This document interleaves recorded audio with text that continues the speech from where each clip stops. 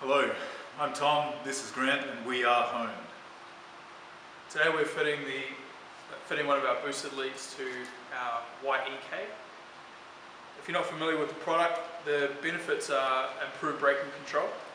When you remove your booster, you reduce the sensitivity of your brake pedal. We also reduce compliance because you don't have a booster that can expand.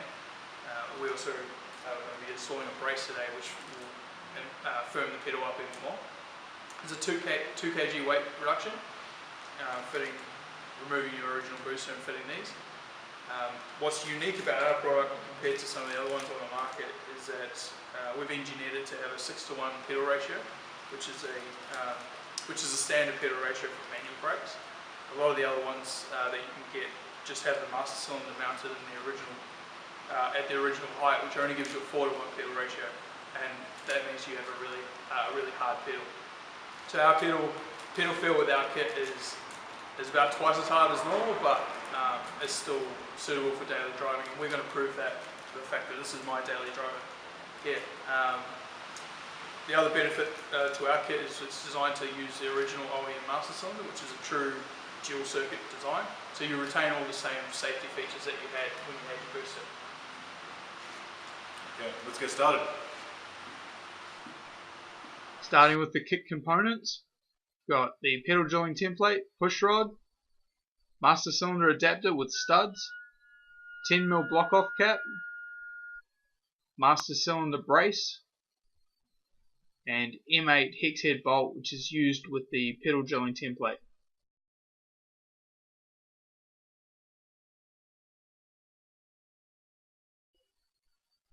So under the bonnet, the first thing you want to do is remove the vacuum hose that runs from the brake booster to the intake manifold. I'm using a pair of flat nose pliers to pull the original clips back, then pull the hose from the barb on the booster and from the barb on the intake manifold.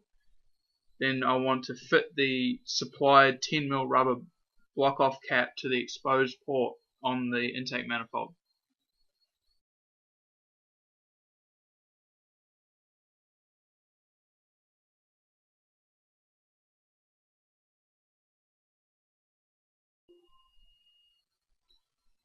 Now I'm in the driver's side footwell. I've removed the driver's seat to give myself more room. I want to get under there with a torch and remove the split pin from the brake pedal. Then remove the clevis and undo the bolt which holds the pedal in. Then pull the pedal out. Use a syringe to empty the master cylinder reservoir. Disconnect the fluid level sensor connections from the master cylinder cap.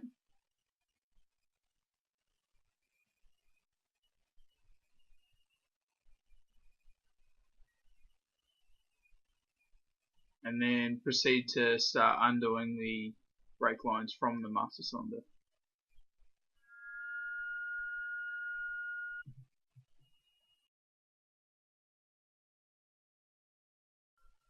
In this install, we're going to be reusing the hard lines.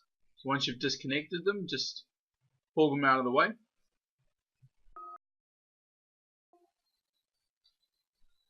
So undo the rear hard line as well. So you can loosen off with the spanner, and then you can usually find that you'll be able to get the last few threads with your hands. And then start undoing the nuts that hold the master cylinder to the booster itself.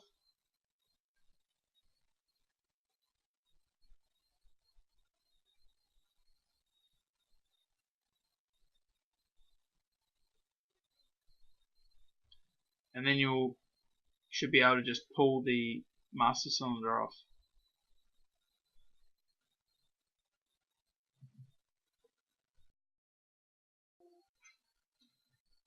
Undo the clutch master cylinder bracket and drop it down, and loosen off or remove the fuel filter, and that'll give you enough room to wiggle the brake booster out of the engine bay.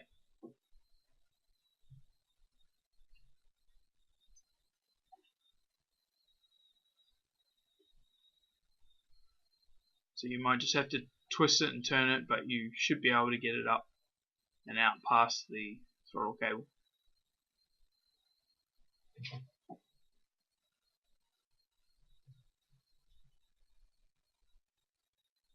Like that. Now on to one of the most important steps, modifying the brake pedal. What I'm doing here is measuring across from the back side of the pedal to the center of the original clevis hole, and then what I'm doing is I'm getting the stainless steel drilling template that we include with the kit and bolting that to the pedal with the M8 bolt that's supplied. Then I'm measuring across from the same side of the pedal out the same distance, and setting the pedal drilling template so the small hole is the same distance from the back edge of the pedal as the original clevis hole. Then what I do is clamp the pedal drilling template to the pedal,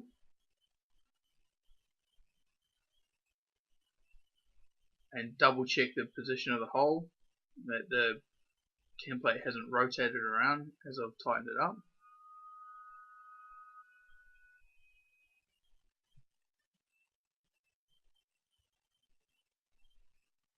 So what we're doing here is we're relocating the clevis pivot hole 25mm closer to the pivot axis of the brake pedal, and that is what's changing the leverage ratio of the brake system. Now, using a pilot drill, I'm creating a pilot hole through the pedal and then coming through with a 8mm drill bit. I'm just using a little bit of lubricant on the drill bit and making sure that I'm holding the drill perpendicular to the pedal. Once I've finished drilling the pedal, I deburr the hole, and then the pedal can be reinstalled to the pedal box. Get the honed pushrod and assemble the original nut and clevis to that. So thread the nut on and thread the OEM Honda clevis onto that.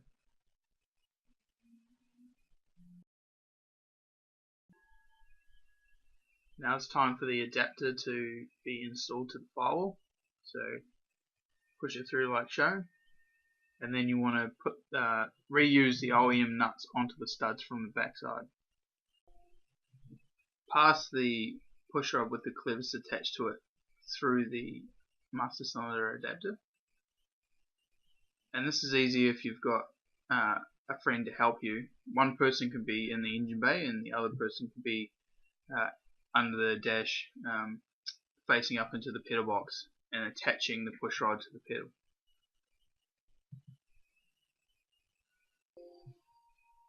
So this, obviously we're doing this on the bench, but the person who's under the dash, this is what they'll be doing. Attaching the clevis through the upper hole in the pedal, pushing the original pin through, and then making sure that they put the split pin back through the pin to secure it into location. Make sure when you're under there that you also reattach the pedal return spring. We can now fit the master cylinder from the engine bay side.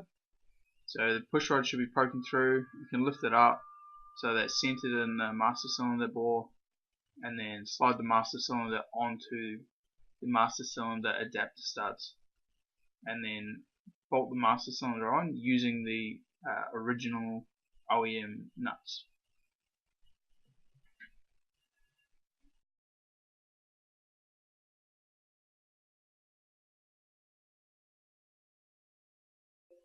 With the master cylinder in place, I can now go ahead and reattach the brake lines. In this car, we're just massaging the factory lines and connecting those to suit. So here I'm doing the front line, starting the flare nut threads by hand, and then finishing off with the proper brake line spanner, and then the rear line.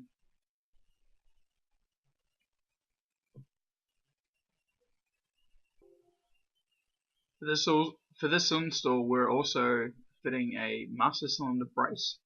So this involves removing the loom support bracket, as you can see doing here, and then sliding our master cylinder brace behind that, and then refitting those M6 fasteners back into the side of the strut tower.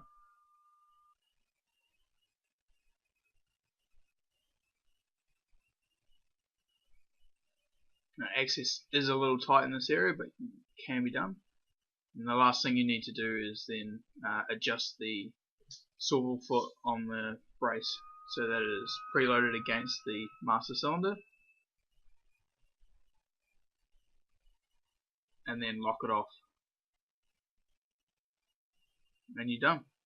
Bleed the brakes and you're ready to drive.